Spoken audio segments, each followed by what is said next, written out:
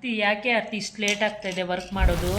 ಬರ್ತಿ ಆ್ಯಕ್ಚುಲಾಗಿ ಹಳೇದು ಥ್ರೆಡ್ ಹಾಕ್ಬಿಟ್ಟಿದ್ದೀನಿ, ಅದು ಬಂದು ಥ್ರೆಡ್ಡು ಕಟ್ ಆಗ್ತಾ ಇರೋದ್ರಿಂದ ಸ್ಲೋ ಆಯಿತು. ಬಟ್ ತುಂಬ ಚೆನ್ನಾಗಿ ಬಂದಿದೆ, ಫಿನಿಶಿಂಗು ಕಲರ್ ಕಾಂಬಿನೇಷನ್ ಎಲ್ಲ ತುಂಬ ಚೆನ್ನಾಗಿ ಬಂದಿದೆ.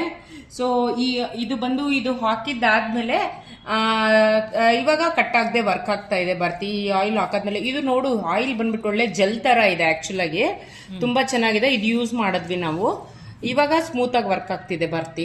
ಓಕೆ, ಏನಕ್ಕೆ ದಾರ ಕಟ್ ಆಗ್ತಾ ಇರೋದು? ಅದು ಏನಾಗುತ್ತೆ ಅಂದ್ರೆ ಥ್ರೆಡ್ಸ್ ಒಂದ್ ಕಡೆ ಒಂದು ಇಡ್ತೀವಲ್ವಾ, ಈ ಎಡ್ಜಸ್ ಎಲ್ಲ ಒಂದಕ್ಕೊಂದು ಟಚ್ ಆಗಿ ಏನಾಗುತ್ತೆ ಅಂದ್ರೆ ಅಲ್ಲಿ ಸವಿಯುತ್ತೆ. ಸವದಾಗ ಮಿಷಿನ್ ಎಳಿಬೇಕಾದ್ರೆ ಕಟ್ ಆಗತ್ತೆ ಬರ್ತಿ. ಮತ್ತೆ ಅದು ಏನ್ ಮಾಡ್ಬೇಕು ಇವಾಗ? ಮತ್ತೆ ಸ್ವಲ್ಪ ಥ್ರೆಡ್ ನ ತೆಗೆದು ಬಿಡ್ಬೇಕು, ಜೊತೆಲಿ ಆಯಿಲ್ ನ ಯೂಸ್ ಮಾಡ್ಬೇಕು, ಸರಿ ಹೋಗುತ್ತೆ. ಓಕೆ,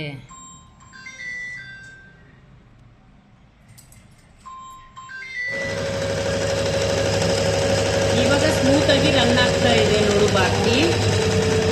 ಹೌದು, ಇವಾಗ ಚೆನ್ನಾಗಿ ಬರ್ತಾ ಇದೆ. ಯಾವುದೇ ಕಾರಣಕ್ಕೂ ಮರಿಬಾರ್ದು, ಈ ಆಯಿಲ್ ಹಾಕೋದು, ಹಳೆ ಥ್ರೆಡ್ ಯೂಸ್ ಮಾಡದೆ ಇರುವಂಥದ್ದನ್ನ ನೋಡ್ಕೊಳ್ತಾ ಇರಬೇಕು.